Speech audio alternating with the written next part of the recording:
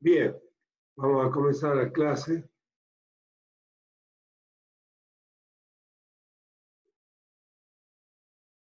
Lo que tenemos es hoy el capítulo de deformación en vigas. Nosotros habíamos visto el capítulo anterior era de flexión.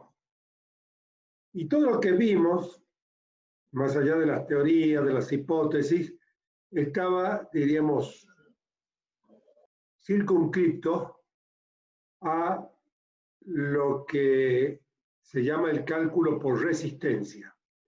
Y entonces habíamos deducido por una parte la resistencia a tensiones normales con la fórmula de la flexión, recordando nada más, sigma máximo igual a m sobre w, donde m es el momento máximo y w es el módulo resistente a la flexión máxima. Además teníamos Jurafsky. ¿Bien? ¿Para qué? Para comprobar que las tensiones de trabajo, tensiones cortantes, no superen a las tensiones límite admisibles también por corte. Vale un comentario.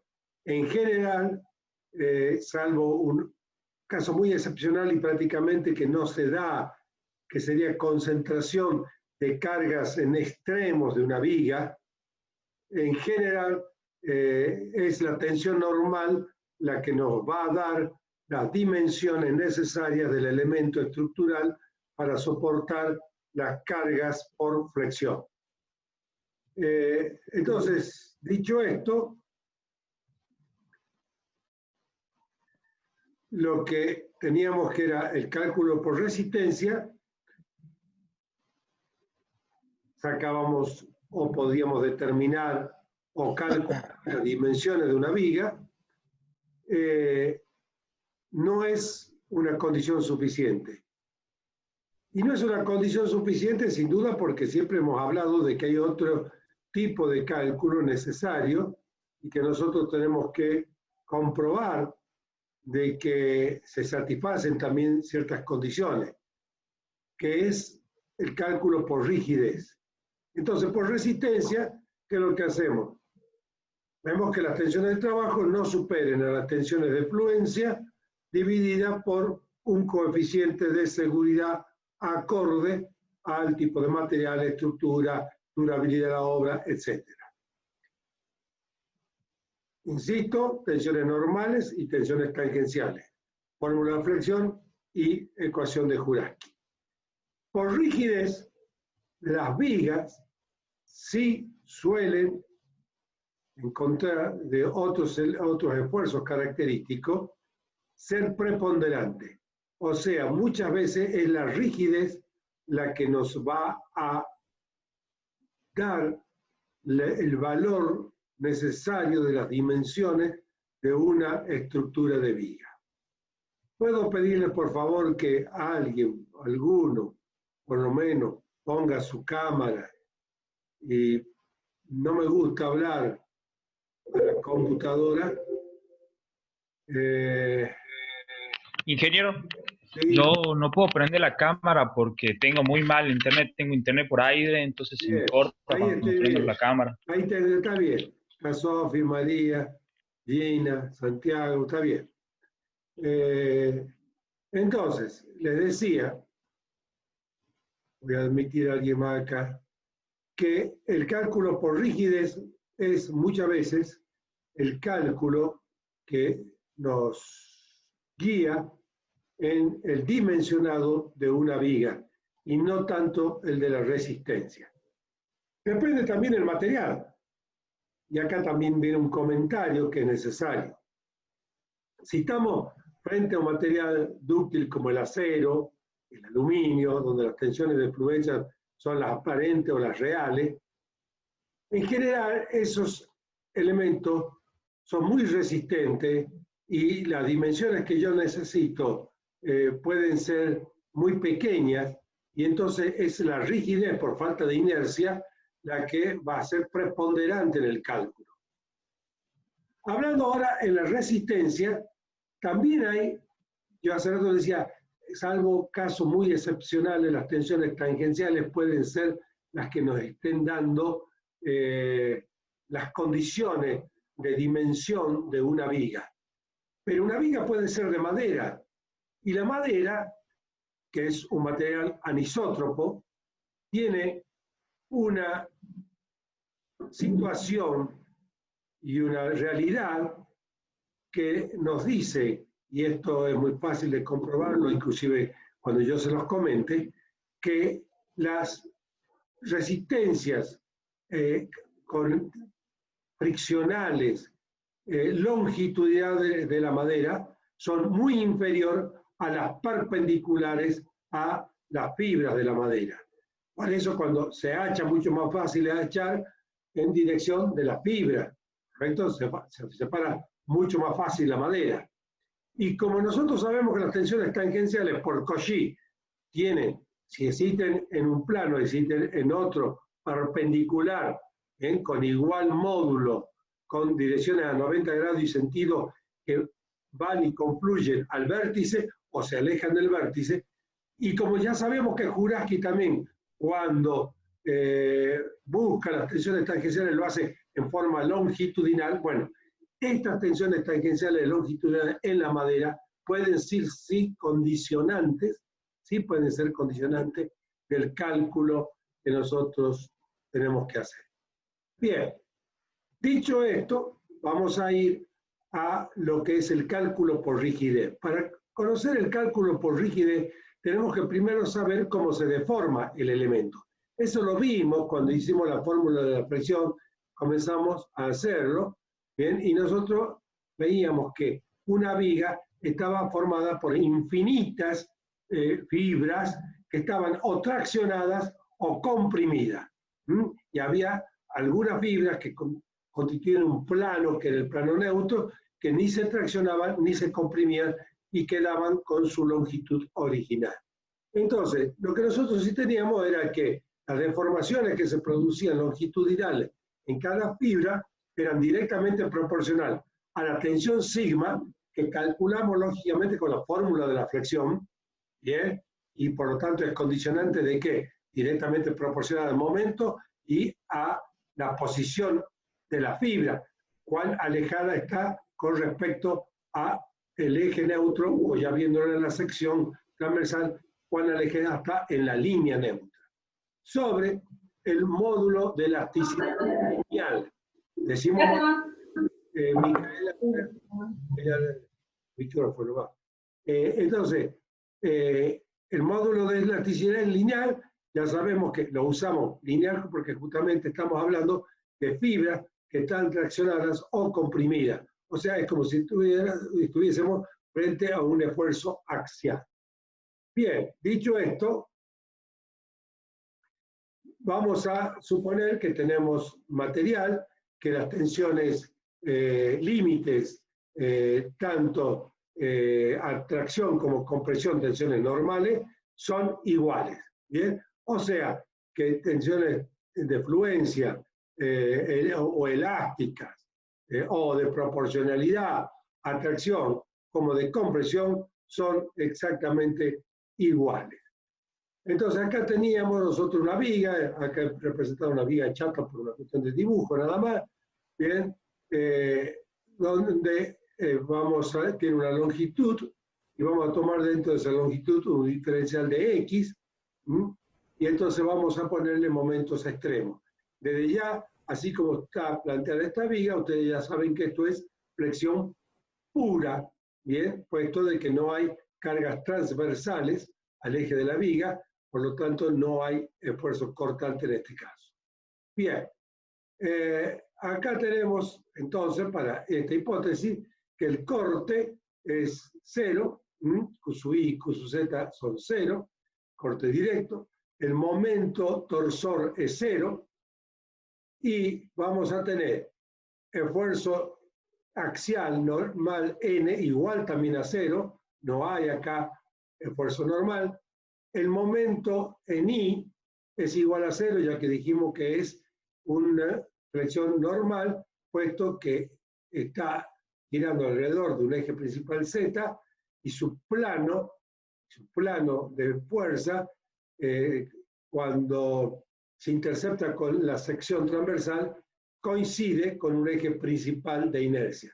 O sea, la línea de fuerza y el eje Y principal de inercia son coincidentes y por lo tanto vamos frente a una flexión pura normal.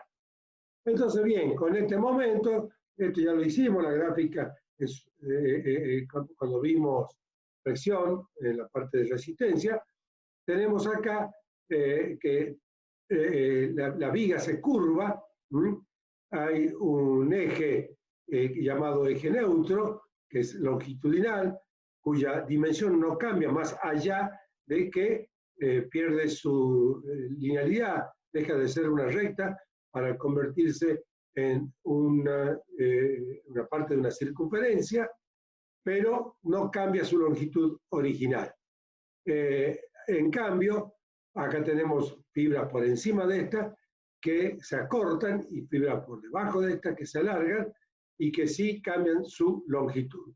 Las secciones planas antes de la deformación se mantienen planas, luego de la deformación, y son todas perpendiculares al eje neutro. Bueno, habíamos definido lógicamente el radio de curvatura, ρ, que en realidad no es hasta donde está la flechita, sino hasta el eje neutro mismo, o sea, hasta el punto M1. Y curvatura a la relación que hay inversa con el radio de curvatura. Y ahí tenemos por triángulo angosto, donde el ángulo, el seno y la tangente toman igual valor, el diferencial de z es igual a un diferencial de S cualquiera, sobre ρ. El ρ, si lo tomamos acá, será entonces con este diferencial de S.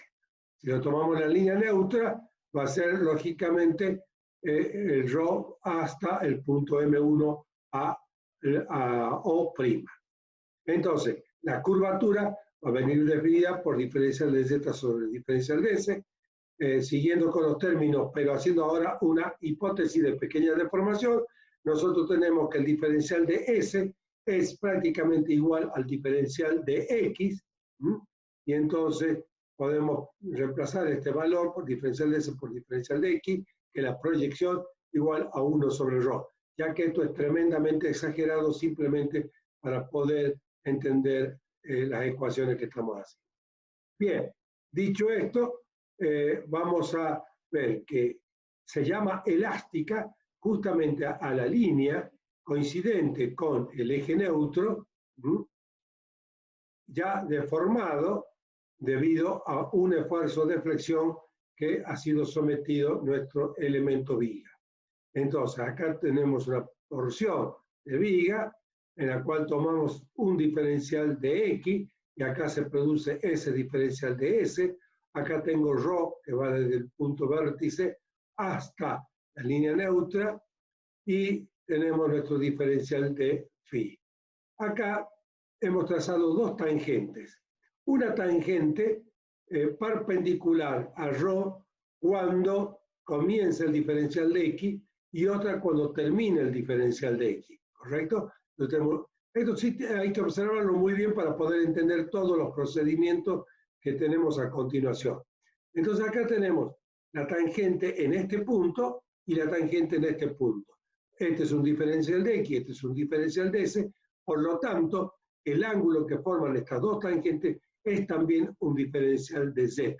Contrariamente a este valor, ¿bien?, que yo tomo, por ejemplo, la tangente esta con respecto a este punto y con la horizontal, puesto que este punto antes estaba aquí, ¿bien? Por lo tanto, hay una horizontal acá que forma, que lo hago, la pongo con la horizontal de la viga, pero que bien podría también trazarla por este punto, y es el ángulo Z. El Z es el ángulo en este punto girado y que me da la pendiente cuando yo quiero medirla en ese valor de inicio diferencial de X a una distancia que podría ser un X.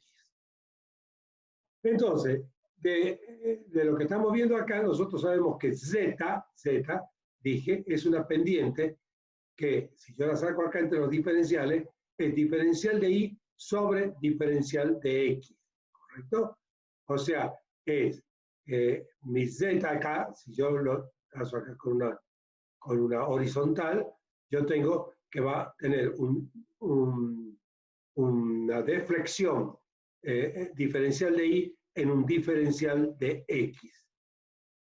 Entonces, diferencial de z con respecto a x va a ser 2 veces este diferencial de y sobre el diferencial de x. Y por lo tanto, diferencial de s, que era ρ por diferencial de z, va a ser, reemplazando términos, 1 sobre ρ, pasando para acá, igual al diferencial de z sobre el diferencial de s, pasando para acá, igual, es una aproximación, a diferencial de z sobre diferencial de x, puesto que estoy reemplazando diferencial de s por diferencial de x, igual a diferencial segundo de y con respecto a x. O sea, en realidad de todo esto, me está diciendo que este diferencial de z sobre diferencial de x, que no es otra cosa que 1 sobre ρ, es diferencial segundo de y con respecto a x 2 veces. Y entonces, acá ya estamos más cerca de decir que la curvatura es 1 sobre ρ, 1 sobre el radio de curvatura, es el diferencial segundo de y con respecto a x 2 veces.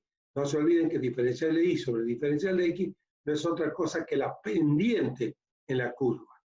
Entonces, diferencial segunda de y, mejor dicho, 1 sobre ρ, nosotros, y esto no lo puedo volver a demostrar, está en el capítulo anterior, habíamos determinado que era igual al momento de x, ecuación del momento en x, sobre la rigidez mecánica a la flexión, que llamábamos rigidez mecánica a la flexión.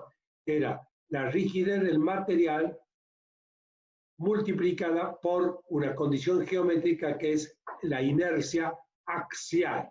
¿Bien? Entonces, esto para nosotros era rigidez mecánica, rigidez del material por el momento de inercia axial con respecto a quién, a la línea neutra. Entonces, reemplazando nuestros valores, el 1 sobre ρ en esta otra ecuación, vamos a tener que la rigidez mecánica por diferencial segundo de y con respecto a x 2 veces es igual a la ecuación del momento.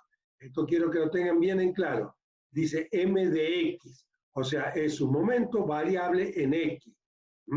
Por lo tanto, es una ecuación que nosotros tenemos que poner en este lugar. No es un valor, es una ecuación. Entonces, esto que tenemos acá, esta que está aquí, es, vamos a retroceder, esta que está aquí se llama ecuación de la elástica. Esta es la famosa ecuación de la elástica. Esta ecuación de la elástica tiene una particularidad. La particularidad que tiene es que la hemos conseguido llevando a que un diferencial de S sea igual a diferencial de X. O sea, el diferencial de S igual a la proyección del diferencial de X. Es una aproximación que no conduce a error, pero que nos quita una pequeña exactitud que no importa en los cálculos.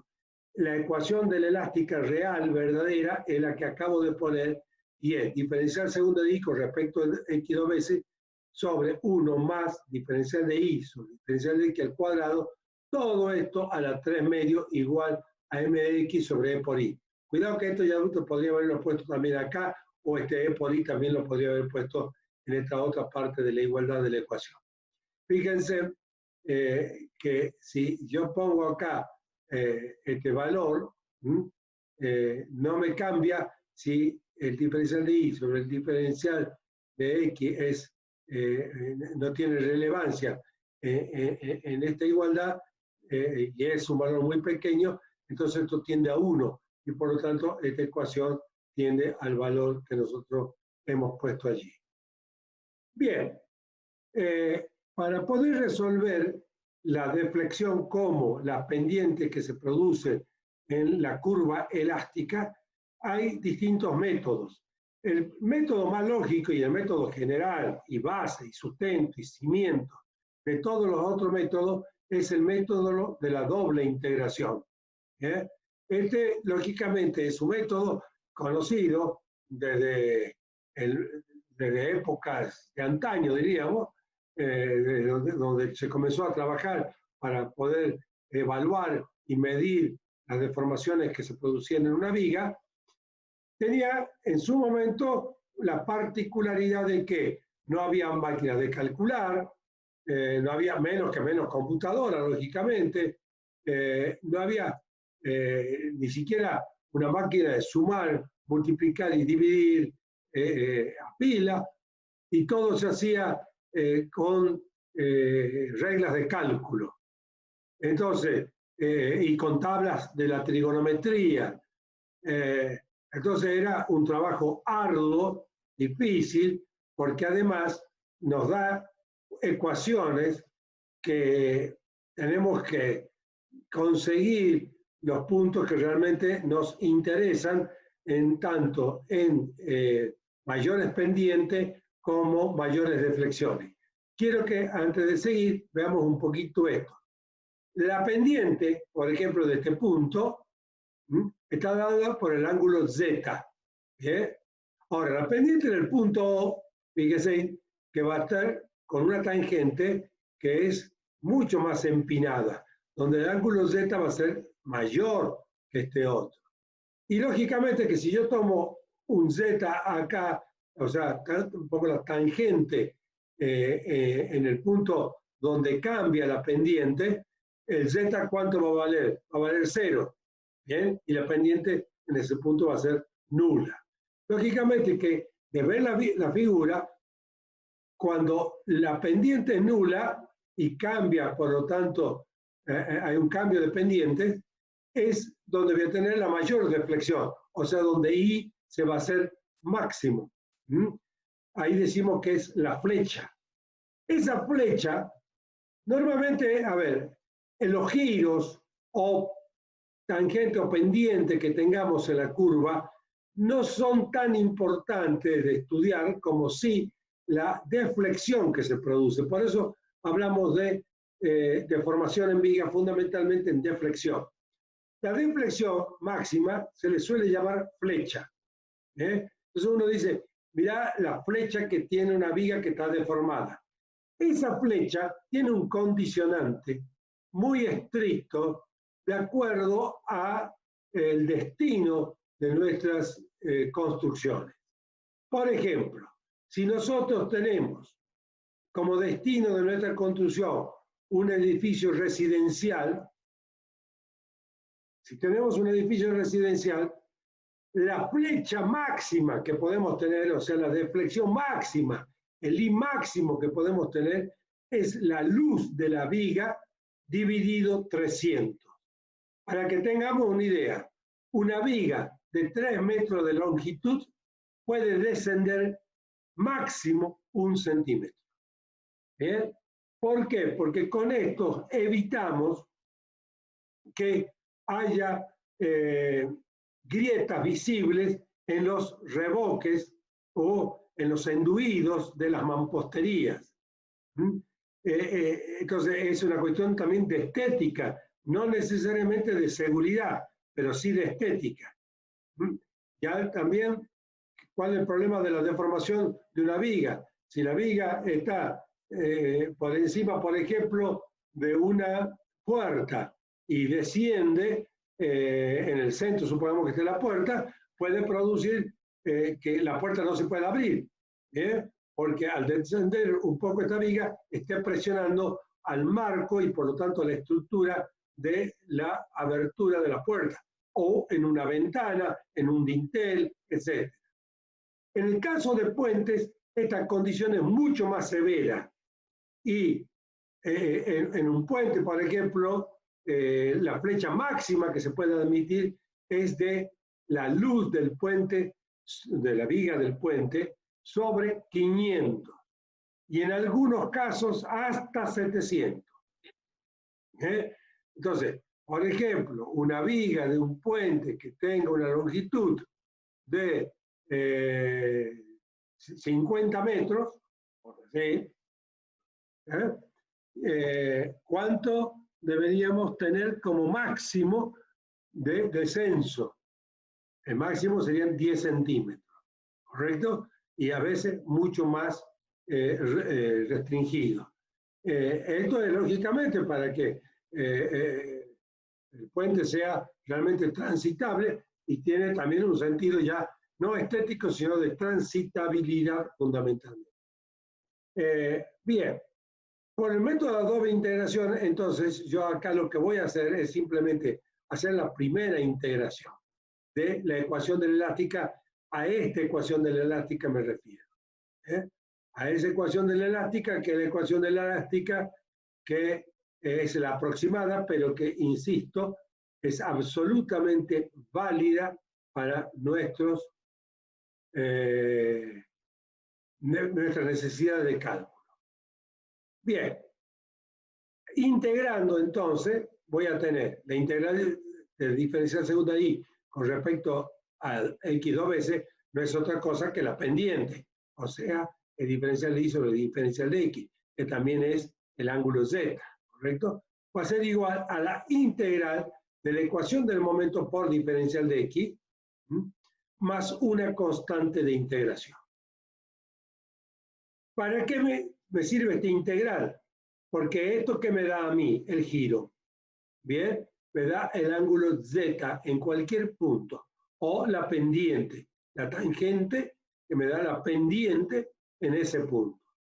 Si vuelvo a integrar, voy a conseguir la deflexión. ¿Bien? Al integrar tengo diferencial de y sobre diferencial de que integrado me da directamente y, que va a ser igual, la pasé ya acá, este término e por i, al segundo miembro lineal como divisor, y tengo la integral de mx diferencial de x, que ya teníamos acá, más la constante de integración ya ahora por x, ¿sí? Más C2. Entonces, yo tengo estas dos ecuaciones que me da el método de la doble integración. Se llama método de doble integración porque fundamentalmente voy a la deflexión, por eso se llama doble integración. Pero en el camino puedo sacar también el giro, si me interesa. ¿Cuál me puede interesar? Y me puede interesar en O, acá, o al comenzar o al finalizar, en este caso, la viga. Bien, entonces, con esta ecuación tenemos que trabajar. Resulta que las cargas en la viga, puede ser que la ecuación del momento se mantenga constante en toda la longitud de la viga. Por ejemplo, si yo tengo una carga uniformemente distribuida. Entonces, la ecuación m de x va a ser igual a la reacción que yo tenga en un extremo, multiplicada por x, menos la carga q, multiplicada por la distancia media que tengo. Entonces va a ser q por x, perdón, q por x, ¿sí? Por x sobre 2. Y entonces eso me va a servir, toda esa ecuación me va a servir para toda la viga. Y en ese caso yo tengo nada más que dos constantes de integración para averiguar sus valores, que son con condiciones de borde. Fíjense en una viga tan simple como una viga simplemente apoyada con una única carga puntual, P, me obligaría a 4 constantes de integración. ¿Por qué? Porque desde el apoyo simple hasta la carga tengo una ecuación m de x, pero pasada la carga me cambió la ecuación y tengo dos ecuaciones entonces para aplicar. Esa situación lleva a una serie de constantes de integración a determinar que conllevan a su vez muchas veces errores. Hoy, con el uso de la computadora, es mucho más fácil trabajar y menos riesgoso de cometer errores. Pero antiguamente esa situación obligaba muchas veces a los calculistas de ir directamente al grano, como se diría, al punto que más me interesa. Bien, entonces digo, a ver, yo lo que quiero es sacar la máxima deflexión, o quiero sacar el máximo giro y se terminó.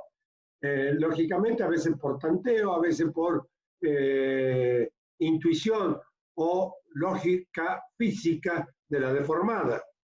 Y con eso aparecieron algunos métodos gráficos o gráficos analíticos, que lo vamos a ver, que quiero que lo conozcan, que seguramente en la práctica no sé si harán problemas, pero sí tendrían que practicarlo un poquito para conocerlo bien al método, porque sí o sí yo lo tomo en el examen final. Y lo tomo en el examen final porque son métodos expeditivos que muchas veces nos ayudan a recordar las deflexiones o los giros en puntos, diríamos, relevantes y en algunas cuestiones de cargas en viga. ¿Para qué nos puede servir? Sobre todo cuando hacemos dirección técnica de obra en estructura. No tanto para el proyecto y cálculo, sino para verificaciones en obra. Muchas veces estamos en la obra y, bueno, queremos hacer un rápido cálculo con la máquina y teniendo el diagrama un poco memorizado, se hace muy fácil su resolución. Deformación en viga, ejemplo. Entonces acá, como yo les decía, este caso es una carga distribuida uniformemente Q a lo largo de toda la viga. Por lo tanto, acá tenemos una única ecuación de momento mx. ¿Bien? Esta es la ecuación, ya sabemos, de la elástica, y la ecuación que tenemos del momento con variación en x va a ser RA por x menos Q por x al cuadrado sobre 2, porque es Q por x sobre 2. Y entonces, acá, reemplazando RA por su valor, que no es otro que Q por L sobre 2, ¿bien?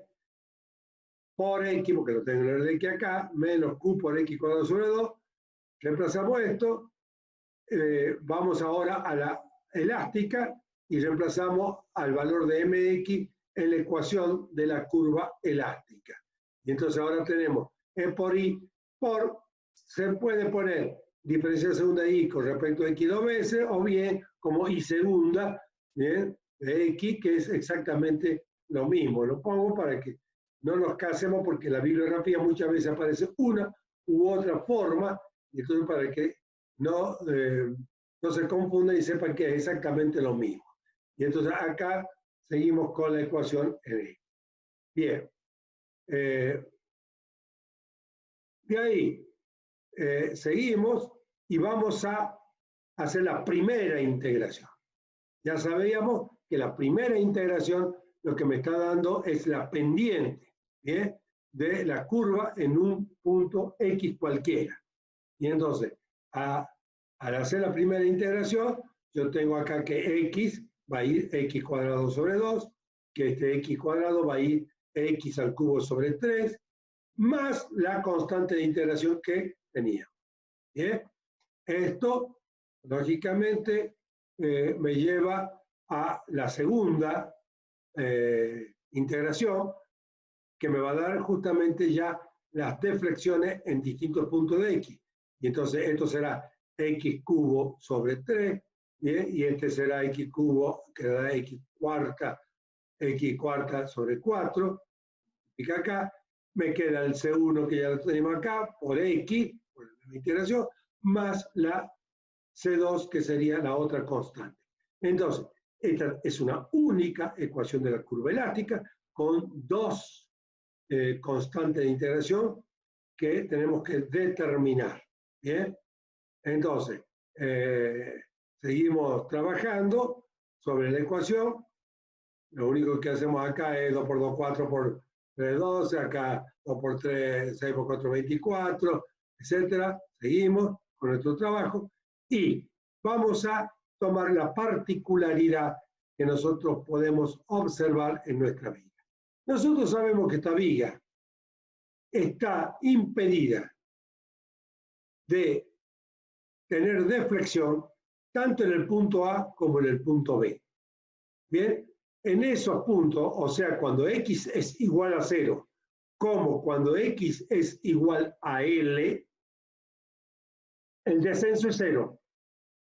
Bien, salvo que haya descenso de apoyo, pero en principio pensamos que no hay descenso de apoyo. Y por lo tanto, I en estos dos puntos característicos es igual a 0. Entonces, para X igual a 0, I es igual a 0. Reemplazo en esta ecuación el valor de I con 0, y entonces me queda que acá también es 0, acá también es 0 porque X es igual a 0, y me queda que C2 es igual a 0. O sea, ya definí una de las constantes de integración que es igual a 0, que es C2. Con lo cual, reemplazando ahora a esta misma ecuación, C2 igual a 0, me queda nada más que esta parte. Se elimina el C2. Y entonces con esa nueva ecuación, sin C2, digo, para X igual a L, I igual a 0. Entonces, acá tengo I igual a 0, este I se hace 0, pero estos X van a ser iguales a L. Entonces, reemplazo los X por L y voy a tener que CU, desarrollando lógicamente esta igualdad, va a ser igual a menos Q por L sobre 12 por L cubo, más Q por L a cuarta sobre 24 sobre L. Y entonces CU, la constante de integración que me falta, es igual a menos Q por L cubo sobre 24. ¿Bien? Entonces ya conozco las dos constantes de integración, lo único que hago ahora es reemplazar dichas constantes en esta ecuación, y tenemos que la deflexión en un punto X de la viga es igual a 1 sobre la rigidez mecánica a flexión por la carga L sobre X al cubo menos Q por X a la cuarta sobre 24 menos Q por L al cubo sobre 24 por X. ¿Qué me interesa conocer ahora? Vamos a seguir enseguida, pero ahí vamos a dejar en este momento. ¿Qué me interesa conocer ahora? No cualquier I, sino el I máximo, el que me condiciona el proyecto. ¿Bien? Por lo tanto, ¿qué tengo que hacer? Derivar esta ecuación e igualar a 0. Pero cuando yo derivo esta ecuación y la igualo a 0, ¿qué es lo que tengo? La ecuación del giro. ¿Bien? La ecuación del giro, de la pendiente. Pendiente igual a 0. Era lo que yo les decía en la diapositiva anterior. Entonces, con la pendiente igual a 0 tenemos el I máximo. O sea, al derivar lo que estamos haciendo simplemente es volviendo a la ecuación del giro. ¿Ah? Que es la ecuación que teníamos en esta. ¿Sí? Bien, en esta ecuación. Bueno, seguimos con la clase. Decíamos la ecuación anterior, la que vimos recién, que es esta. Tenemos que derivar para buscar la máxima, hacemos la derivación correspondiente. Nos va a dar, como yo decía, la ecuación anterior, la de la deformación, la de la pendiente, o sea, del ángulo. Me voy a aceptar. Florencia, Romina. Entonces, tengo acá la ecuación que hay que resolverla, lógicamente hay que sacar la raíz correspondiente. Hoy por hoy, a ver, acá hay un ejemplo clarito de los inconvenientes que en su momento había para una persona que no contaba con los elementos tecnológicos que hoy contamos para resolver una ecuación cúbica. Entonces había que hacer regla de Ruffini, etc. Bueno, hoy ustedes con las calculadoras nuevas, con las pequeñas computadoras, rápidamente pueden resolver la ecuación cúbica y obtienen la raíz que le va a dar L sobre 2. Más allá de que antes, ¿qué se hacía? A ver, veíamos la viga, una viga simétricamente cargada, era lógico que la deformada tenga su máximo en lo que es la deflexión al centro, en L sobre 2. Bien, reemplazando entonces ahora en la ecuación esa que teníamos anterior, pero nada más que ya no es I de X, sino I de X con X igual a L sobre 2 igual a I máxima, reemplazando los valores correspondientes de X y operando nos da que la flecha máxima para una carga uniformemente distribuida de una viga simplemente apoyada, escuchen bien esto, simplemente apoyada es menos. ¿Por qué es menos? Porque el I va hacia abajo. Si nosotros tomamos eje de coordenado XY, X a la derecha positivo y positivo hacia arriba, entonces el descenso va a ser negativo. Y es 5 sobre 384 de Q por L a la cuarta sobre la rigidez mecánica E por I. Bien, algunos comentarios. Cuando pongo Q acá, les aconsejo que siempre pongan por centímetro, o sea, kilogramos por centímetro, newton por centímetro, decanewton por centímetro, ya que L, la inercia, la longitud también hay que ponerla en centímetro, la inercia en centímetro, lógicamente, a la cuarta potencia, módulo de elasticidad, que es una tensión, kilogramos por centímetro cuadrado, newton por centímetro cuadrado, y le va a dar entonces por centímetro la deformación, que es como se la suele medir, ¿bien? Porque la longitud de 3, 4, 5, 6 metros me dan depresiones de 1, 2, 3, 4 centímetros. Entonces, en la forma en que se la mide, conviene siempre poner directamente la carga Q, por ejemplo, o sea, 100 kilogramos por metro, lo pasan a 1 kilogramo por centímetro. ¿Bien? Otra aclaración, hice hincapié en que esto es para una viga simplemente apoyada. Y hago hincapié en esto porque si la viga es doblemente empotrada, la deformación, fíjese, el diagrama de momento va a tener una parte negativa y una parte positiva. Si ustedes levantan la parte negativa y trazan, de ahí tienen que ver que sea Q por L cuadrado sobre 8, bajan para que les dé la curva, ¿correcto? Entonces, ese valor de deflexión es mucho menor que si la viga estaría simplemente apoyada, ya que en el empotramiento hay una deformación también, ¿correcto? Momento acá y vamos a tener este formato de la curva. ¿Por qué les digo esto? Porque si nosotros tenemos, supongamos una viga de madera, que por rigidez no me cumple la condición. Supongamos que yo tengo una viga de 3 por 6 pulgadas, ¿sí? O 3 por 8 pulgadas de madera.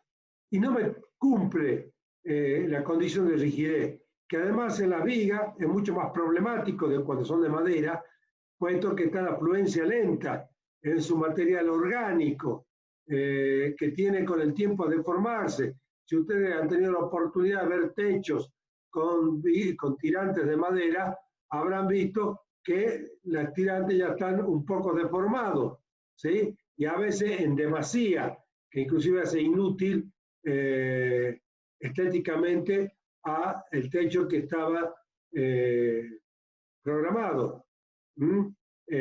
Más inclusive puede hasta sufrir una deformación tal que las aguas de las lluvias, ¿sí? no tengan un corrimiento con la pendiente lógica del proyecto, sino que tendríamos una hollada, diríamos así, donde se puede meter el agua. Entonces, en esos casos, si yo empotro doble empotramiento le hago al tirante o viga de madera, vamos a tener la satisfacción de que este I máximo, en vez de 5, va a ser 1 sobre 384. O sea, bajamos en 5 veces la deflexión máxima de la viga. Miren si no es importante. Lógicamente que si no es necesario, y bueno, y estamos trabajando en simplemente apoyado, será simplemente apoyado. Nunca tampoco es una articulación en una viga de madera, salvo que ya pongamos elementos de anclaje donde realmente se pueda producir un giro libre y sea una articulación. En general, tiene alguna restricción a ese giro libre y articulado. Bien, siguiendo, tenemos ahora, con esto damos por terminada esa viga,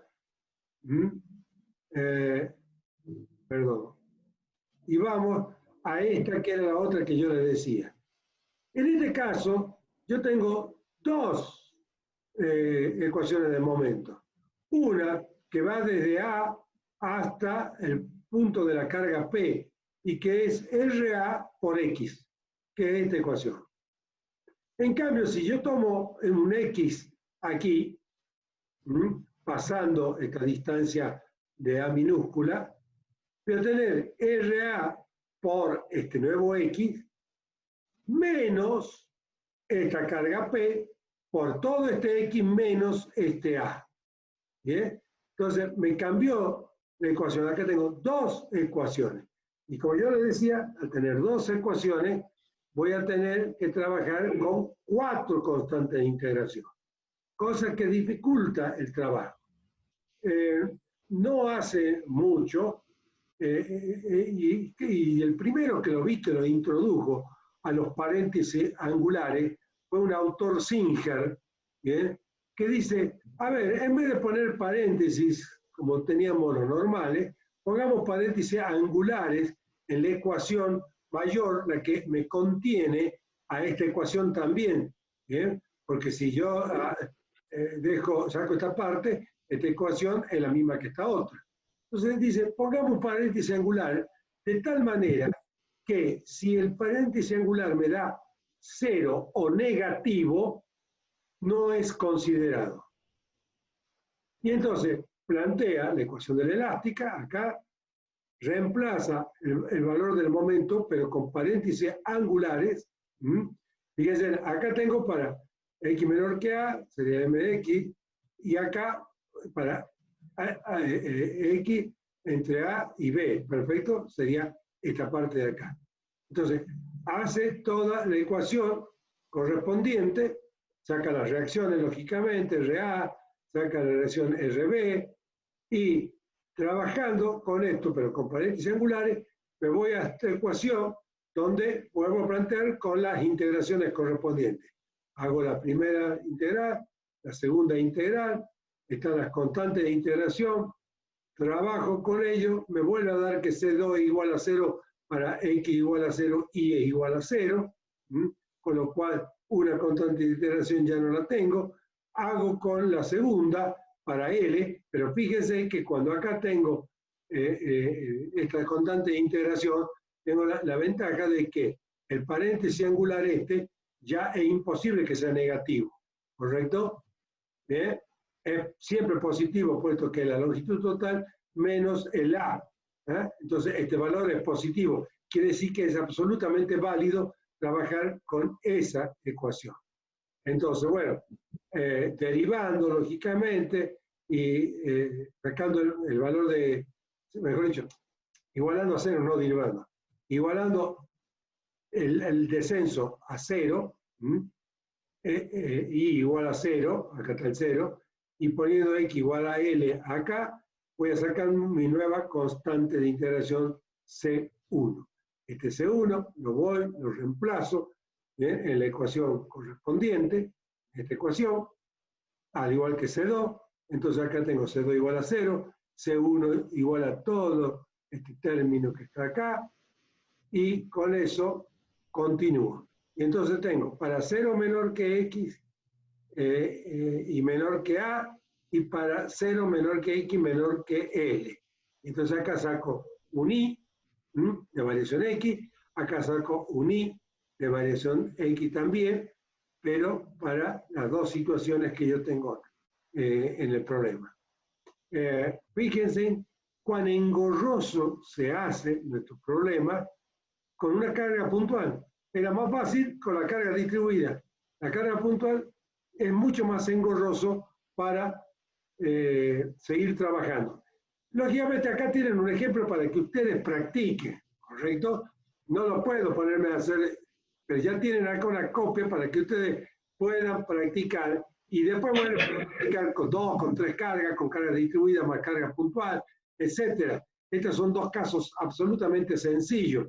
El trabajo de formación en viga, para poderlo aprender, es más práctico que teórico.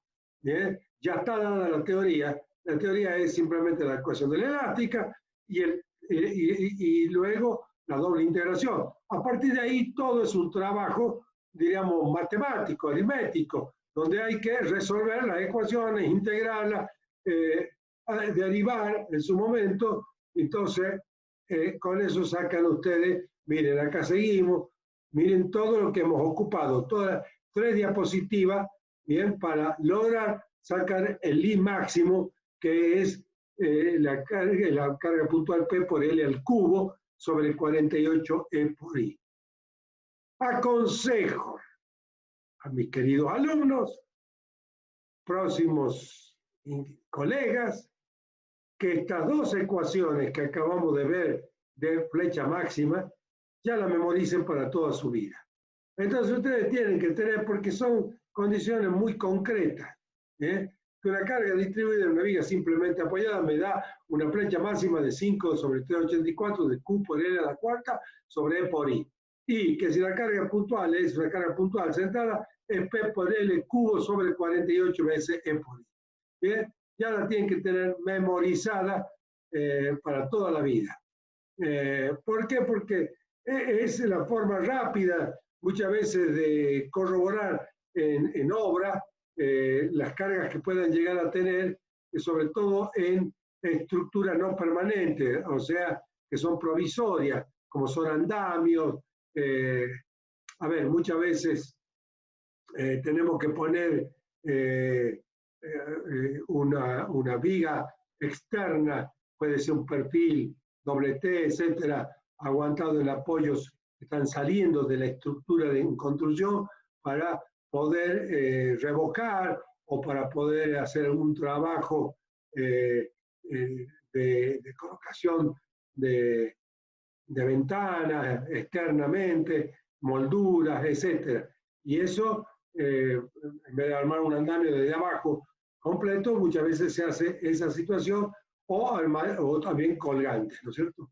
Bien. Hasta acá terminamos el método de la doble integración. Para ahora, sí, no le he puesto la copita, capaz que están viendo. No he estado poniendo bien. A ver. Cierto que ustedes la tienen, pero aún así. Ahí está, la carga puntual, A, B, bien. Bueno, esta la tenían en general, para cualquier distancia. Después, acá íbamos haciendo, vamos a sacar C2 igual a 0, sacamos el valor de C1, reemplazamos estos valores en la ecuación de la elástica, que le corresponde, bien, para los valores entre X entre menor que A, y después menor que L, entre 0 y L. ¿Bien? Teníamos acá las ecuaciones. Y finalmente, después de hacer todo este trabajo, llegábamos al I máximo, que estaba esta ecuación que está acá. ¿Bien? Ahora, si yo pongo que son iguales el B en L sobre 2, o sea que A es igual a B, para ese caso particular, donde P es centrada, acá lo dice, ¿bien? Vamos a tener esta solución que es P por L cubo sobre 48 veces E por I. Sería el valor máximo. Cualquier valor de B que sea menor, distinto a L sobre 2, ¿sí? Sin duda, si B es mayor que A, entonces este valor siempre va a ser menor que poner B por L sobre 2. ¿Tá? Y acá tenemos el IMAX. No sé si no he abierto el chat, si hay alguna pregunta. No hay nada.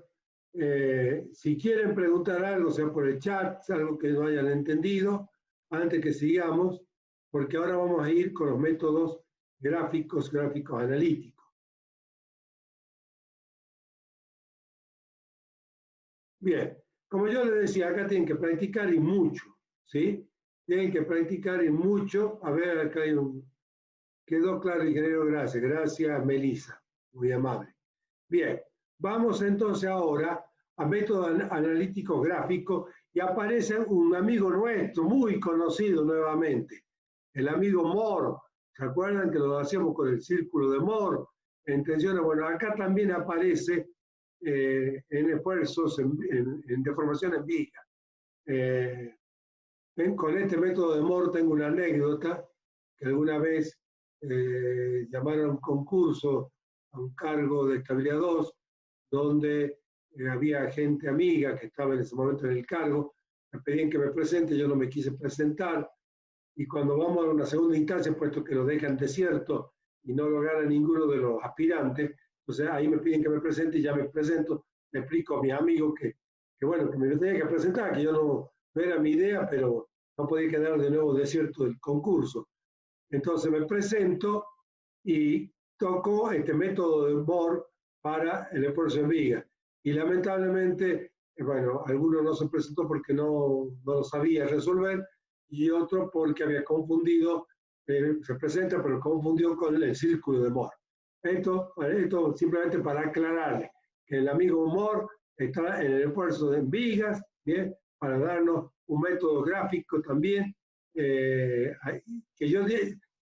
A ver, hay quienes llaman método gráfico, yo digo que es un método analítico gráfico o gráfico analítico.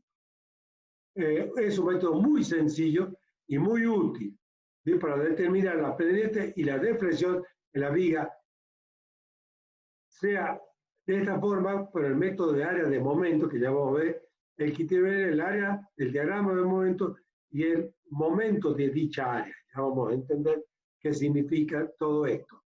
Pero este método es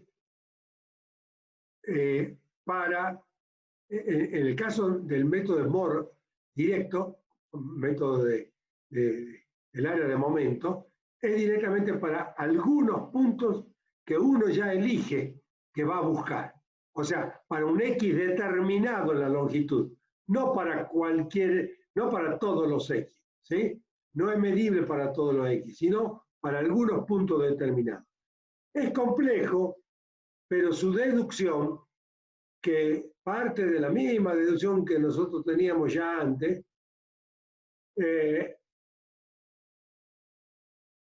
su aplicación directa es un poco, diríamos, indirecto en la resolución. De ahí aparece un otro método que se llama el de la viga conjugada, que también es un método debido a Moore, ¿correcto? Pero vamos a primero con esto para entenderlo al método. ¿Qué es lo que nosotros tenemos? Todo esto ya hemos visto, ¿no es cierto? Esta no es otra cosa que la ecuación de la elástica. Todo esto ya lo vimos anteriormente. Diferencial de Z, todo ya está visto. Pero acá es lo novedoso. Y acá prestemos atención a la gráfica, porque justamente es un método gráfico y por lo tanto es lo importante. Por eso acá llevé este diferencial de S en la deformada de C a D en una grafiquita mayor. Acá nosotros tenemos diferencial de Z, acá tenemos nuestro ρ que va de O al eje neutro, este es diferencial de S, y acá están, ¿se acuerdan las dos tangentes que yo daba en el punto inicial y final de nuestro diferencial de X? ¿Bien? Eso es diferencial de Z. ese diferencial de z, si a estas tangentes, ¿sí?, yo las continúo hasta interceptar una perpendicular a un punto B cualquiera de la viga proyectada en la elástica, se me define acá una distancia diferencial de t. Una diferencial de t. Entonces acá ya tenemos de agarrarlo de dos cosas, un diferencial de z y un diferencial de t. A su vez, si yo tengo la tangente entre dos puntos, A y B, que acá lo tengo entre C y D, ¿bien? Acá sería un ángulo ZCD, pero lo llamamos diferencial porque estamos en un diferencial de X. Pero si yo pongo la tangente entre A y B, me da a mí el ángulo entre las tangentes, o sea, ángulo entre dos tangentes o dos pendientes, entre A y B. O sea, no es la pendiente de A ni es la pendiente de B. Es entre las tangentes en A y en B. Entonces, ¿qué pasa? Si yo saco esto, voy a tener que ZAB es igual a la integral entre A y B del diferencial de Z este. ¿Correcto? La verdad que en vez de tomar estos dos puntos, los tomo ya entre estos dos. Entonces, integrando, yo tengo diferencial de Z, que era esto que tenemos acá, va a ser 1 sobre E por I, porque es una constante, 1 sobre la rigidez mecánica de fricción, por la integral de mx por diferencial de x. ¿Qué representa esta integral? Esta integral no representa nada más ni nada menos que el área del momento de esta carga cualquiera entre los puntos que yo quiera. Por ejemplo, puede ser entre esto, acá tenemos entre el punto C y D, o entre el punto A y B, si llegamos a la integral. Me olvidé de decirles que esto era carga cualquiera y este es el diagrama momento, cualquier forma que tenga el diagrama, ¿correcto? Entonces, el área del diagrama de momento comprendido entre A y B, donde A y B son donde hemos trazado esta tangente, entonces, esa es el área dividida por E por I. Bien, quiere decir que Z, mi ángulo Z, entre estos puntos, queda definido por esta área. Y así puedo conseguir entre cualquier otro dos puntos, CD, MN, cualquiera se me ocurra. Por otro lado, el diferencial de T, que era esto que tenía acá, no es otra cosa que diferencial de Z por X, este X, por triángulo angosto. O sea, el triángulo angosto me dice que diferencial de Z es igual a diferencial de T sobre X, que es lo mismo que poner directamente que diferencial de T es igual a X por diferencial de Z. ¿Ah? De Z igual a diferencial de T sobre X, paso de X y me tengo mi diferencial de T. Todo esto por triángulo angosto. Seno, ángulo y tangente, todos son iguales. Desde ya, si un diferencial de Z ni hablemos. ¿Sí? Entonces, si ahora yo digo T entre B y A, ¿qué hago? En vez de la tangente de acá lleva a este punto, tengo T de B y traigo la tangente de A y me da este TBA. Que no va a ser otra cosa que la integral diferencial de T, integral X por diferencial de Z entre los puntos que yo quiera, en este caso A y B. Y entonces tengo la integral esta por diferencial de X, pero ¿esto qué era? Era el área de momento entre A y B dividido por la rigidez E por I. Pero el área esta multiplicada, no lo puse acá, multiplicada por este X. Bien, este X que yo tengo acá, que se multiplica, ya no es este X, sino es el momento del área del momento. O sea, momento aquí de esta área de momento multiplicada por la distancia del centroide del área que estamos considerando. Bien, en general, si yo saco TVA, no es lo mismo que yo vaya con esto para acá y que tenga acá un tau TAB. Son distintos, ¿correcto? Sigamos. Acá están los dos teoremas. Acabo de ver que se cortó esta parte. La desviación angular o ángulo entre las tangentes trazadas en la elástica de dos puntos cualquiera, ahí ve, es igual al producto el producto del momento por el momento, es igual al producto de por I por el área del diagrama de momento de expresión entre esos dos puntos. Esto es lo que ya vimos, que es la desviación angular. La desviación tangencial entre esos dos puntos, con respecto a la tangente trazada en otro punto, es lógicamente el producto U1 sobre E por I por el momento con respecto a B del área de la porción del diagrama del momento entre A y B. Esto ya le voy a corregir esta partecita que está faltando acá, porque es lo mismo que el ángulo entre dichas tangentes es igual al área del momento. He puesto acá, bueno, signo de la desviación. Si nosotros tenemos el caso A, bien, TVA es negativo, en este caso es positivo, según vaya la tangente para abajo o vaya la tangente por arriba, debe tener distintos puntos. Signo de la versión en pendiente en lo que hace al ángulo, bien, va a ser positivo antihorario y negativo horario. ¿Ah? Eso no, ustedes lo tienen, lo leen y lo ven, pero eso no tiene mayor explicación que decir que es una convención de signos. Y acá he puesto un ejemplo. ¿Se acuerdan que lo difícil, lo engorroso, 3 diapositivas para resolver, para sacar que, por ejemplo, la flecha de una carga puntual en L sobre 2 era igual a P por L cubo sobre 48 veces E por I? ¿Bien? Bueno, vamos a hacerlo ahora a través de este método. Y entonces resulta que acá tenemos, acá trazamos el diagrama de momento. ¿Bien? Ve, la deformación de la viga, no el diagrama de momento, perdón. La deformación de la viga. Acá trazamos el diagrama de momento. Este momento tiene acá P por L sobre 4, ya que P por P sobre 2 por L sobre 2, P por L sobre 4. Este es el diagrama de momento.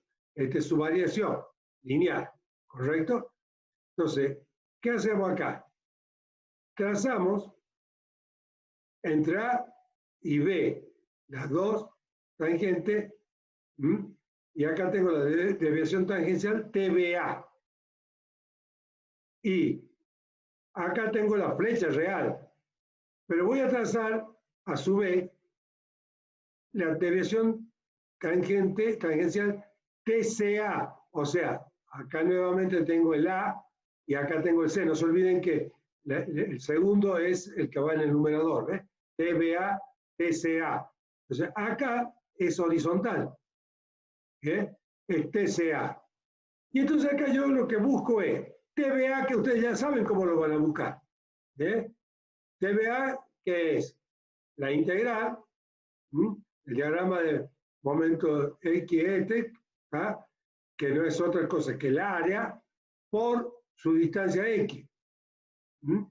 Entonces, primero el ángulo. Nos vamos primero está bien. Primero el ángulo. Así no. Tenemos acá el ángulo phi AC. ¿Por qué puse phi AC? Dijimos de que el ángulo, la pendiente mayor lo tengo acá. ¿Bien? Y para sacarlo en forma directa, no lo voy a hacer phi AC con phi B, phi BC. La hago directamente phi AC con phi, con mejor dicho, el phi A con el phi AC que es horizontal, ¿bien? Puesto que esto me está dando acá el mismo ángulo, ¿correcto? Que es la pendiente a la curva en el origen. Entonces, phi AC va a estar dado por, ¿se acuerdan que decíamos? Que era P por L sobre 2 por L sobre 2, ¿ah? Que es el momento que yo tengo, al diagrama del momento que yo tengo acá, que es P por L sobre 4, ¿sí?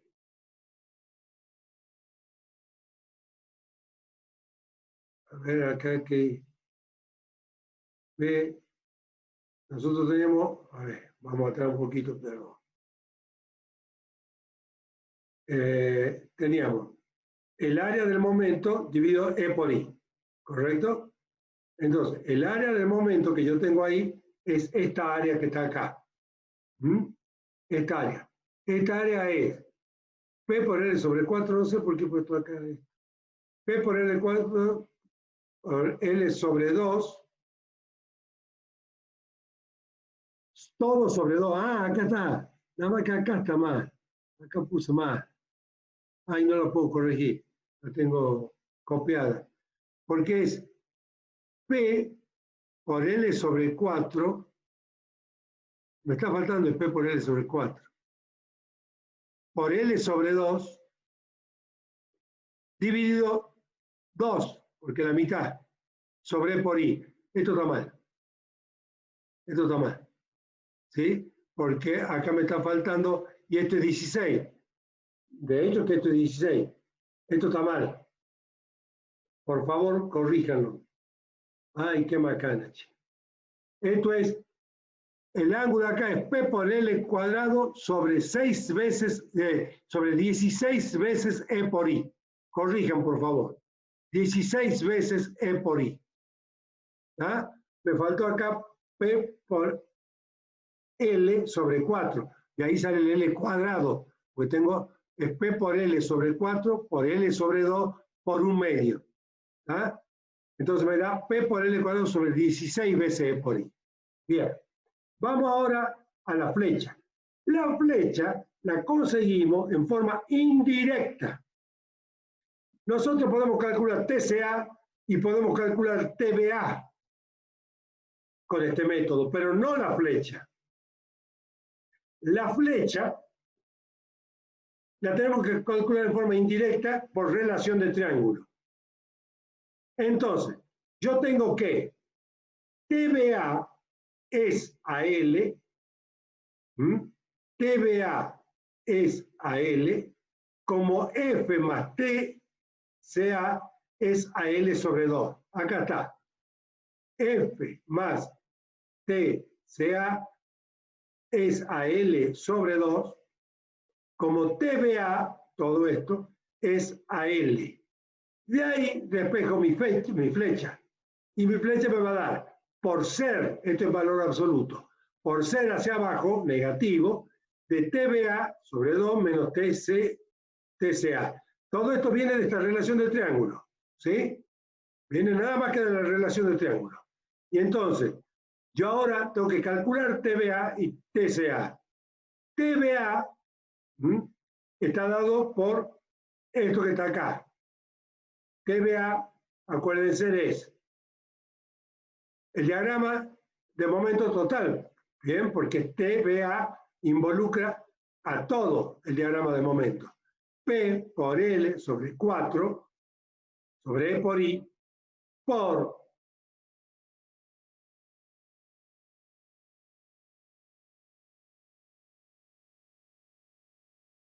L por 1/2 sobre 2. Acá ya de nuevo, ay, esto lo hice bien, las apuradas para mostrarle y creo que metió la pata. Menos, vamos ahora a TCA. TCA es P por L sobre 4 sobre E por I por L sobre 2, está bien, por 1/2, está bien, por 1/3, porque acá está el centroide, de L sobre 2. Esto está perfecto. Bien. Ahora esta otra es P por L sobre 4 veces E por I por L total por 1/2 por L sobre 2, que es la distancia. Ah, sí, está bien, está bien, está bien. Por L sobre 2, que es la distancia. Acá es nada más que no es 1, sino es L acá. El 2 está acá puesto. Bueno, entonces de ahí tengo la flecha igual a P por L cubo sobre 16 E por I menos esto, que cuando lo trabajamos va a ser, esto va a tener 32 acá, P por L cubo sobre 32 veces E por I, menos P por L cubo sobre 96 veces E por I. Entonces tengo 96 para 36, tengo 3 menos 1, tengo 2. 2 sobre 96, 48. Y acá ven que en un procedimiento tan chiquitito como este y tan rápido, ¿bien?, he conseguido el mismo resultado que teníamos por la doble integración para conocer la flecha máxima en una carga P. Pero esto, bueno, quiero sacar otro valor. Por ejemplo, quiero poner P acá. Y bueno, me va a cambiar sin duda el diagrama de momento, y de acuerdo al cambio del diagrama de momento tendré que trabajar para encontrar el momento máximo, que ya no es tan simple porque no necesariamente va a estar en L sobre 2. Entonces, esto vale para ciertos casos, pero no para muchos. En cambio, está el método de la viga conjugada, que lo vamos a ver en la próxima clase, que es el próximo martes. Salvo que les avise que sea el día jueves, ¿sí? Yo ya voy a corregir esto que hice acá mal y se lo voy a mandar. Y el método de la viga conjugada lo vamos a ver o el jueves, ya voy a ver, o el día martes de la próxima semana, para dar por terminada la teoría de este capítulo.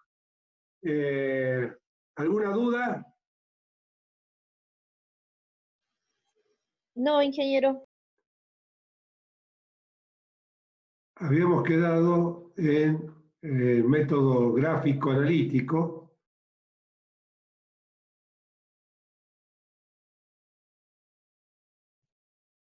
Y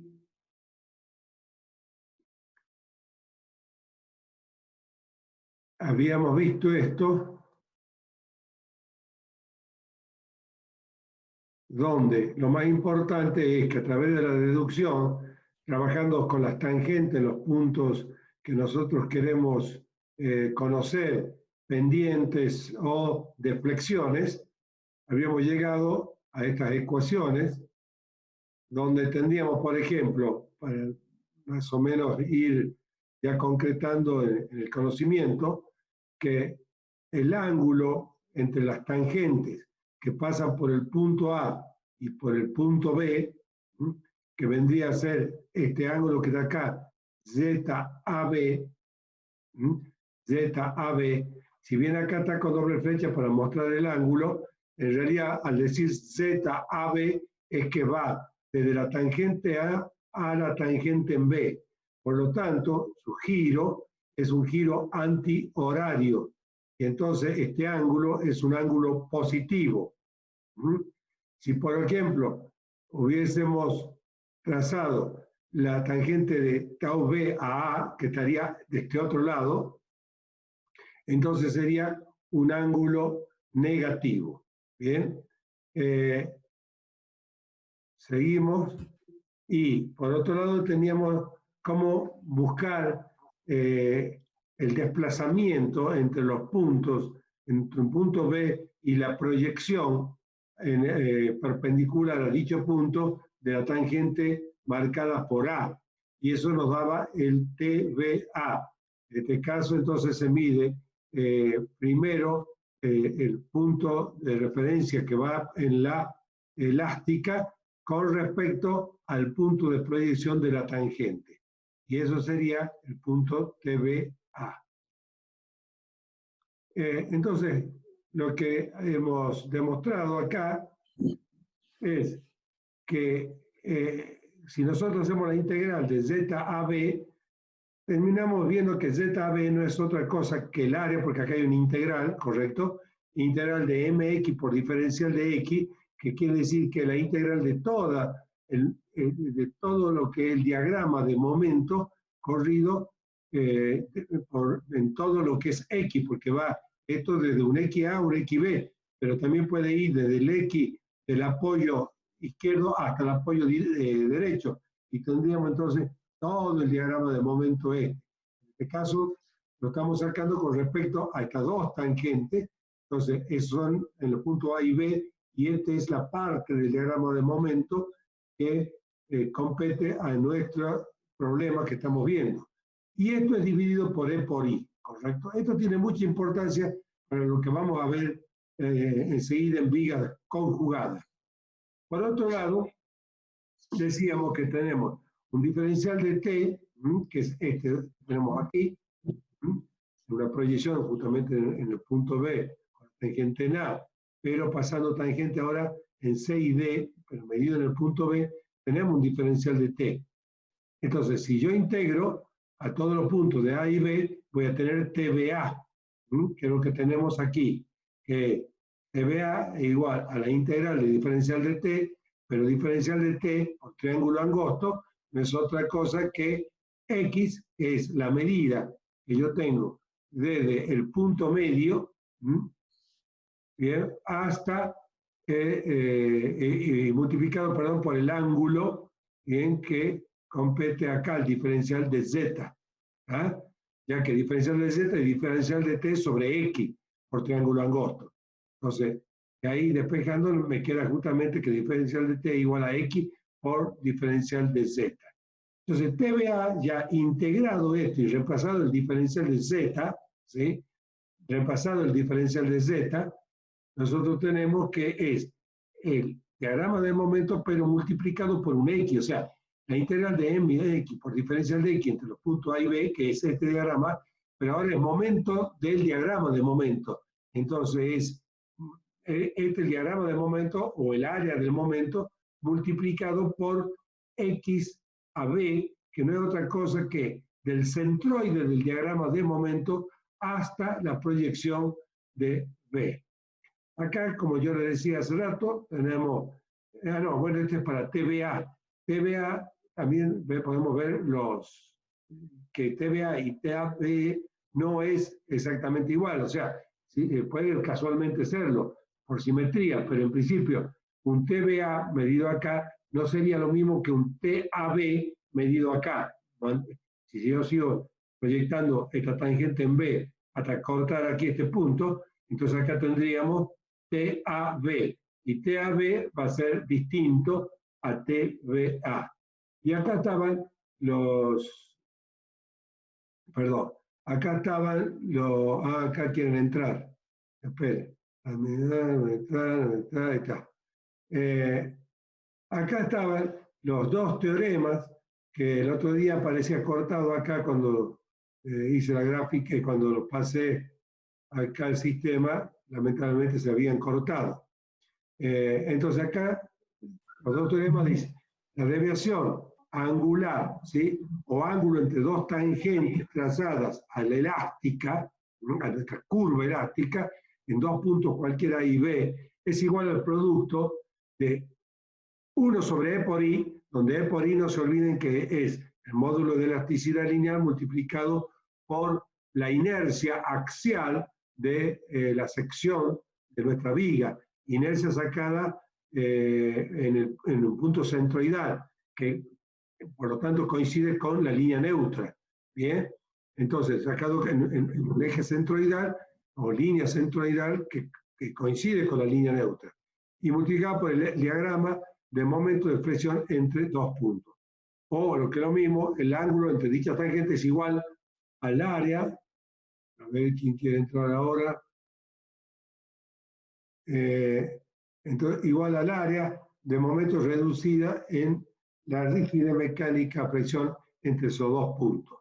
Y el teorema segundo era la desviación tangencial en un punto B con respecto a la tangente trazada a la elástica en otro punto cualquiera, que sea, por ejemplo, el A, en dirección lógicamente perpendicular a la inicial de la viga, o sea, a lo que es la línea inicial, la recta de la viga, es igual al producto también de 1 sobre la rigidez mecánica, que es el producto de por I, por el momento con respecto a ese punto B del área que encierra entre A y B el diagrama de momento, y entonces esa distancia X, vuelvo a insistir, es entre el centroide del área de ese diagrama de momento, ¿bien?, con respecto a esa línea que hemos trazado perpendicular y que pasa por el punto B. Bien, esto vamos a ver los signos de las desviaciones tangenciales. En este caso, que tenemos acá esta tangente que pasa por debajo de la elástica, entonces en este caso TBA es un valor negativo, ¿correcto? En cambio, o sea, va del punto B hacia abajo. Hacia abajo nosotros tomamos generalmente negativo. Por eso, entonces acá TBA es negativo. Va hacia la, supongamos en una proyección en un plano definido por coordenadas X, Y, X abscisa y ordenada, el Y va negativo hacia abajo, entonces TBA coincidente hacia abajo, desde el punto B hacia abajo es negativo, y del punto B hacia arriba es positivo. A su vez, lo que decía hace rato con respecto a los ángulos entre las tangentes, si yo tengo TAB, o sea, tangente, el ángulo formado por la tangente A que va a la tangente B, en este caso es antihorario y por lo tanto es positivo.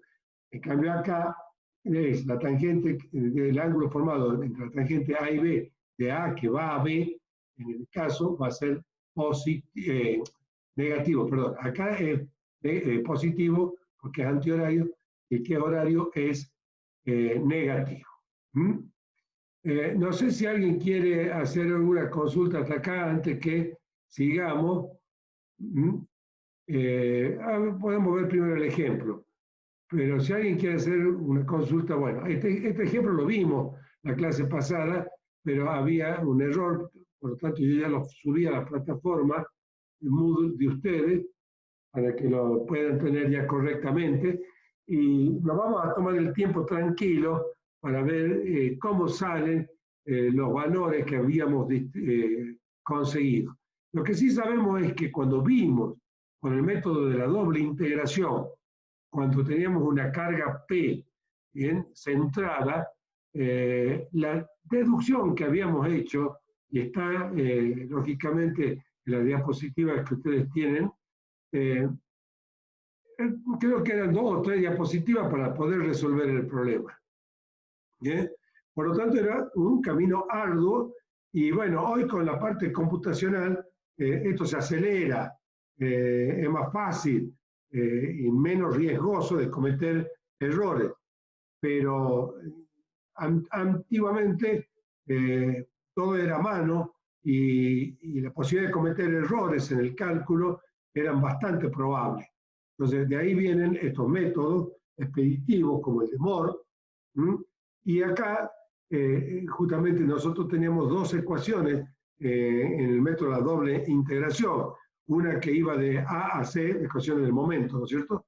El momento variaba entre A y C como P sobre 2 por X, y después de C era P sobre 2 por X menos P, ¿sí?, por, abriendo paréntesis, X menos L sobre 2. Entonces, teníamos que resolver, sacar las constantes de integración, y eran 2 o 3 diapositivas para llegar finalmente a resultados que eran el giro, que nos da P por L cuadrado sobre 16 veces E por I, o a la flecha P por L cubo sobre 48 veces E por I menos negativo. Entonces, ¿qué es lo que se hace en este problema de acuerdo al método de Moore? Primero, trazamos el diagrama de momento flector que tenemos, que en este caso es un triángulo, hay una variación lineal, el corte lógicamente constante de A a C como de C a B. Y acá tenemos dibujada, lógicamente en forma muy, pero muy exagerada, la elástica que le corresponde a esta viga. O sea, esta viga, si nosotros realmente le ponemos la carga y llegamos a ver una deformación como esa, entonces nos tenemos que ir a la universidad y entregar nuestro título de ingeniero porque hicimos las cosas terriblemente mal. Cuando nosotros calculamos esta viga y ponemos esta carga, a simple vista esto no se ve la deformada, aunque siempre existe. Y la flecha máxima, ya sabemos, por una cuestión de simetría, va a estar en el punto C. Entonces, acá está la flecha máxima, que es lo que nos interesa, pero podríamos sacar de cualquier manera la deflexión en cualquier punto que tengamos. En cualquier punto que tengamos. Entonces, acá, ¿qué hacemos? Nosotros teníamos el TVA famoso, que habíamos visto ya la parte, diríamos, teórica del enunciado, entre dos puntos, A y B. Acá elegía los puntos A y B como puntos dentro de los apoyos. Entonces las tangentes salen tangente acá a la elástica, a la curva elástica, al nacimiento del apoyo A, hasta cortar a la perpendicular a la viga y el punto B donde pasa la segunda tangente. Y entonces acá teníamos TVA, que es la deflexión, mejor dicho, la medida entre las dos tangentes, ¿sí? Y a su vez, acá tendríamos, acá que no está dibujado, a propósito, tendríamos ZAB, sería el ángulo acá, ¿bien? Z de la tangente A a la tangente B. ZAB. La ZAB va a ser negativa y es el ángulo entre estas dos tangentes. Ahora bien, si yo quiero sacar la pendiente o el ángulo de giro de un punto como este que originalmente pertenecía a esta recta, para poder sacar este ángulo, tendré que trazar una tangente en la curva que sea paralela a la línea de la viga AB. Entonces, trazo acá en este punto esa paralela, y por lo tanto tengo una tangente horizontal que entonces este ángulo va a ser igual al ángulo Z que va de A hasta la tangente en C. Son exactamente los mismos ángulos. Por lo tanto, el ángulo entre la tangente A y C es exactamente igual que la pendiente directamente de la curva en el punto A, o el ángulo A, el ángulo que tenemos en A con respecto a antes de la deflexión. Y a su vez, ¿qué es lo que me interesa a mí? La flecha no me interesa, TVA. TVA lo puse acá para seguir un poco lo que tenemos en la teoría. Ahora bien, acá podríamos sí conseguir con esta tangente horizontal TCA, ¿bien? O sea, entre las tangentes tenemos el valor TCA, pero tampoco queremos conocer TCA en realidad como propósito último o objetivo final. Nosotros lo que queremos conocer es la deflexión, flecha máxima, F, o deflexión en este punto C. Este punto C podría haber sido en cualquier otro lado, pero no sería el máximo. Acá estamos buscando el máximo donde la tangente es horizontal. Entonces, acá, para poder conocer F, ¿qué es lo que vamos a hacer? Una relación de triángulo. La relación de triángulo es que TVA es a la longitud L como esta distancia de C a la intersección de estas tangentes de A y B, que no es otra cosa que la suma de F más TCA con respecto a L sobre 2. Entonces hacemos esa relación de triángulo de proporcionalidad. Entonces, esto es a esto como esto es a esto. Y entonces tenemos de ahí, con eso para sacar la flecha F. Después, lógicamente, una vez que conocemos F, sea en función de lo que acabamos de decir, de ahí podemos despejar F. Vamos a ver cómo lo hacemos. Primero, vamos a ver el ángulo. El ángulo. Phi AC. Bien. Nosotros tenemos que, habíamos visto hace rato por el teorema, que va a estar dado por el diagrama, el área de momento comprendido entre las tangentes en A y C. Entonces, en este caso sería la mitad del triángulo total, sería este nuevo triángulo. Esa sería el área del momento, ¿sí? Dividido lógicamente por E por I, eso ya lo vimos. Vamos a poner primero el E por I. Entonces, veamos cómo es el área de este triángulo. P por L sobre 4, que es este cateto, por L sobre 2, dividido 2, porque es un triángulo. Hacemos esta operación, 4 por 2, 8 por 2, 16, me queda acá 16 veces E por I, P por L cuadrado.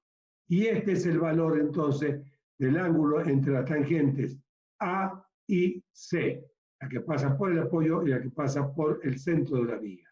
Pero directamente podríamos decir que la pendiente o el ángulo en A, ZA, bien, con respecto a la viga, o sea, la desviación que yo he tenido por haber producido la curva elástica, la deformada en la viga, es pi A igual a P por L cuadrado sobre 16 por I. Si yo quiero sacar la contraria, o sea, la de B, el giro en B, este giro, de acuerdo a nuestra convención, bien, este es así, este otro sería exactamente al revés, y por lo tanto sería negativo. Entonces tendríamos que en B sería P por L cuadrado sobre 16 veces E por I. Con esto, simplemente lo que hemos hecho es conseguir los ángulos máximos, porque fíjense ustedes que la pendiente máxima se da tanto en el punto A como en el punto B. Todas las otras son pendientes menores e inclusive en el centro es pendiente nula. En general, ¿qué es lo que se pide conocer? Son los máximos, y en este caso los máximos están en los extremos. Finalmente vamos a ver ahora cómo obtenemos la deflexión F.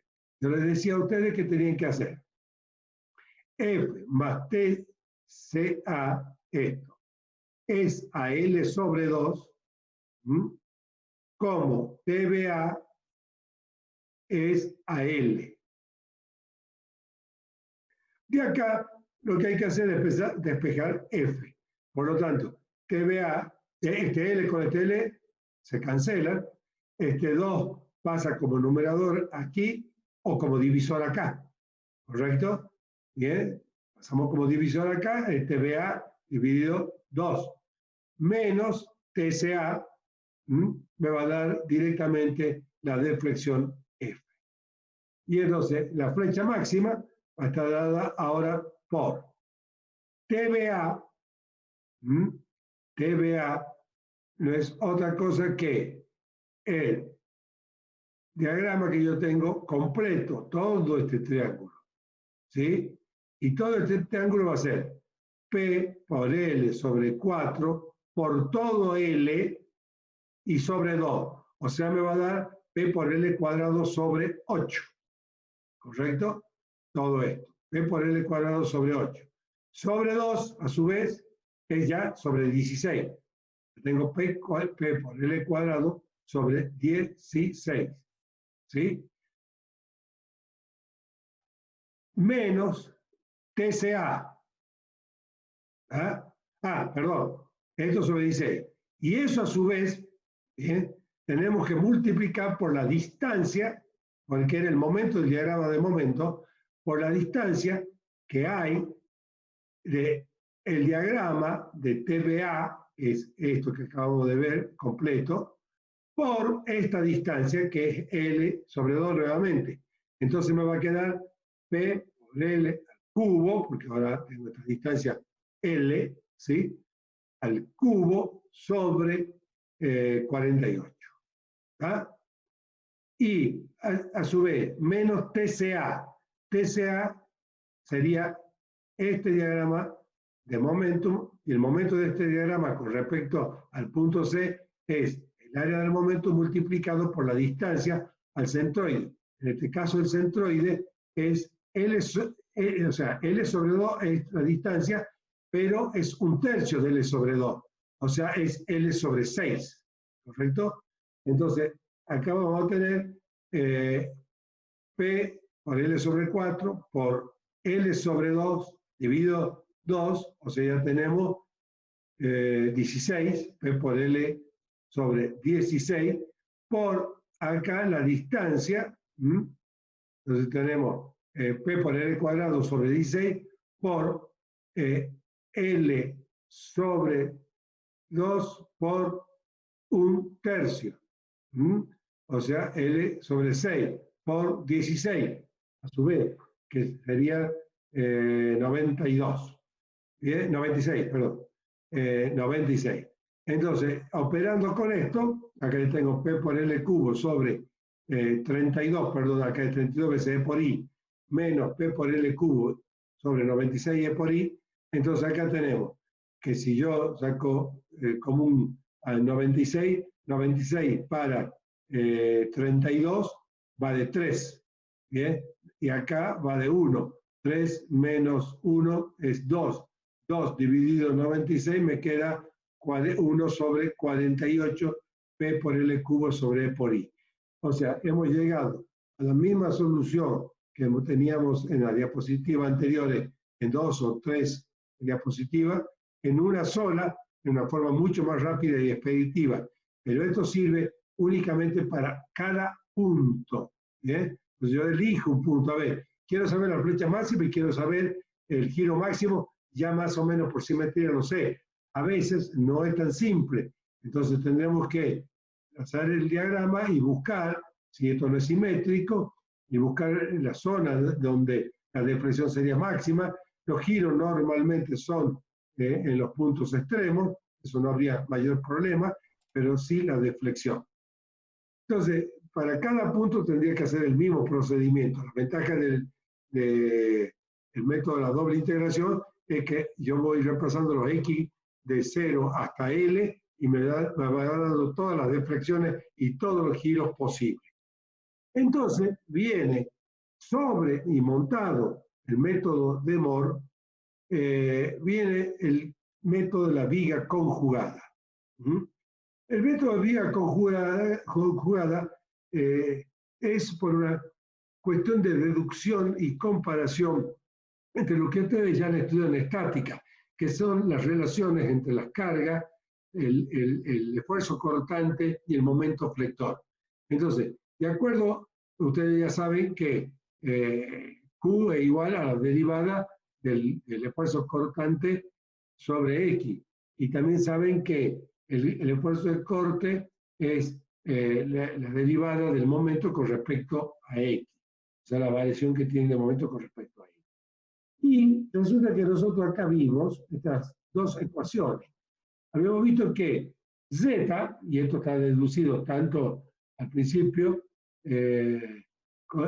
diríamos, de la doble integración, como luego por Moore también, que Z no es otra cosa que la pendiente que se mide entre las deflexiones en diferenciales de I con respecto a la medición en abscisa de diferenciales de X. A su vez, cuando nosotros hacemos ya el diferencial de Z con respecto a X, ¿bien? No tenemos sino el momento sobre la ecuación de momento, lógicamente, porque va variando en X, sobre la rigidez mecánica a la flexión. ¿Bien? Entonces, con esto vemos que hay una similitud entre esta ecuación, el esfuerzo cortante, variación en M, con el ángulo que me da la pendiente, variación de I con respecto a X, y a su vez la carga Q con la variación del corte en X con mx sobre E por I con la variación del ángulo en X. Entonces, ¿qué hace Moore con la viga conjugada? Dice que si yo tengo el diagrama de corte de de este momento, producido por momento, puedo decir que Z es el corte de un diagrama de momento que sería producido de acuerdo a al corte que tendríamos en este caso. El corte, si ahora vemos aquí, diferencial de Q, ¿sí? El corte sería diferencial de Z, y la carga Q pequeña, ¿sí? Distribuida, sería nada más ni nada menos que el área de momento o la ecuación de momento en X dividida por la rigidez mecánica a flexión. Entonces, ¿qué es lo que dice Mohr? Y era lo que ya habíamos visto también anteriormente, ¿bien? Porque acá lo vemos. El Z no es otra cosa que, a ver, vamos más atrás todavía. Vamos más atrás, habíamos visto que el Z no era otra cosa que el área de momento dividido por E por I. ¿Bien? Y digamos, las deflexiones o entre tangentes en este caso son el diagrama de momento multiplicado por el momento del diagrama de momento, bien, con respecto al punto que queremos considerar, dividido por la rigidez mecánica. Entonces, con esto, ¿qué hacemos? Decimos,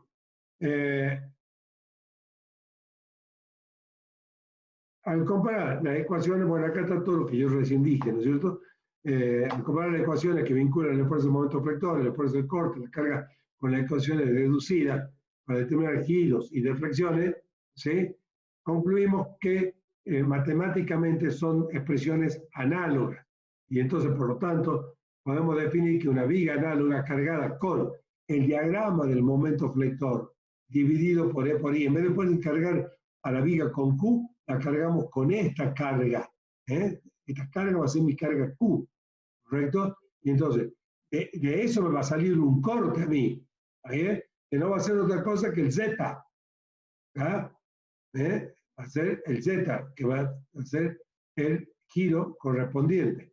Entonces, y lógicamente que sí. Ahora yo pongo el momento de la carga Q que yo tengo como similar, que voy a tener las deflexiones. ¿Bien? Entonces, a ver, sigamos acá leyendo por la rigidez mecánica. La pendiente y deflexión en esto se determina simplemente calculando la fuerza cortante y el momento flector de la viga análoga, lo que se denomina como viga conjugada. El desarrollo de este método es debido a Otto Mohr, ya año 1868, o sea, ya casi ya 2 siglos que lo hizo Mohr. Entonces, ¿cómo trabajamos con la viga conjugada? Tiene algunas restricciones el método que lógicamente en la práctica ustedes tienen que hacerlo, y yo les aconsejo que independientemente de los trabajos prácticos que le dé el ingeniero Crespo, tómense en el trabajo de buscar hacer algunos ejemplos, sobre todo de lo que ustedes ya tienen acá, entre la viga real y la viga conjugada. Entonces, supongamos que yo cargo una viga simplemente apoyada, con una carga Q distribuida. Voy a tener un diagrama de momento y un diagrama de corte. Tomo el diagrama de momento y ahora la cargo a esta viga con ese diagrama de momento dividido por la rigidez mecánica a la presión E por I. Y de ahí saco el diagrama de corte, que va a ser nada más ni nada menos que los giros.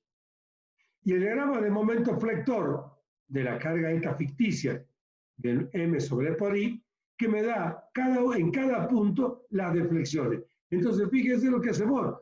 Con un método gráfico puede conseguir el 100% de todas las deflexiones a lo largo de toda la viga y por ende, lógicamente, la deflexión máxima.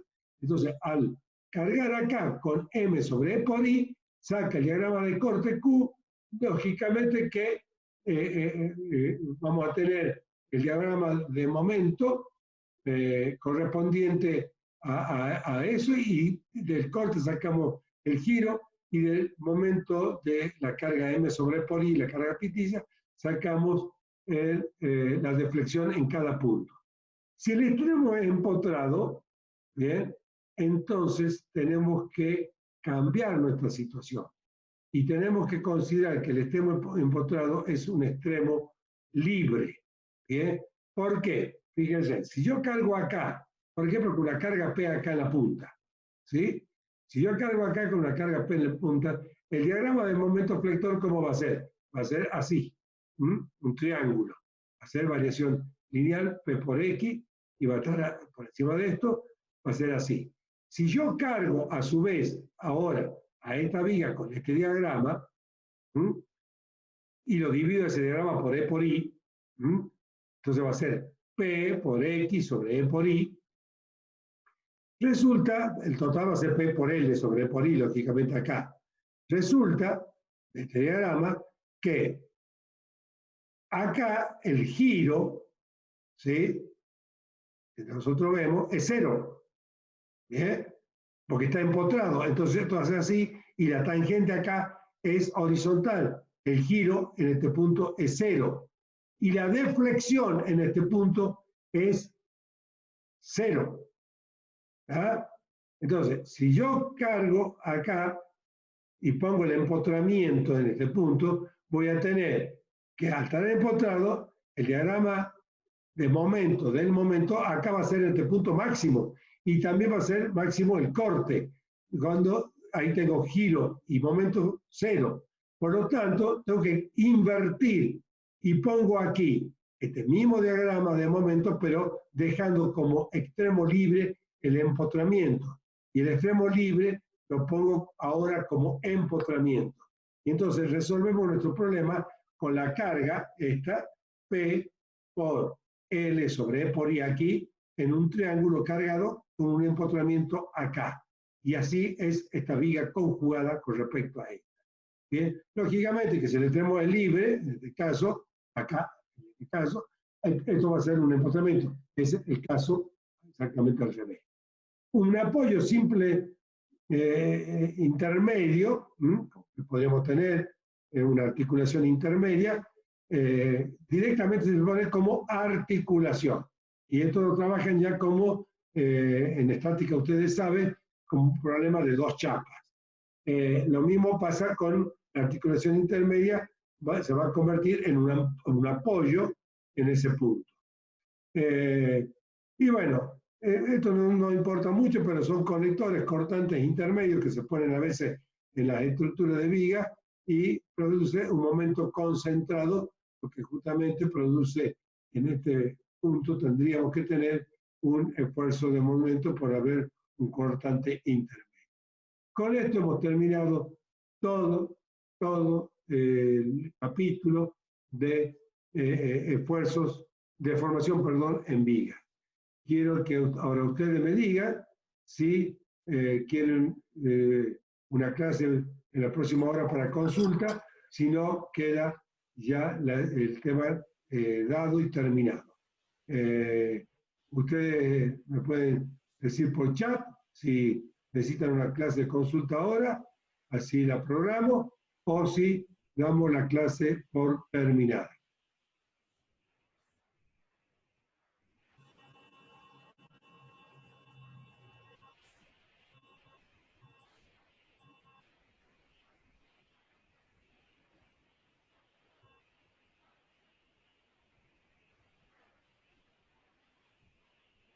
¿Nadie pide consulta?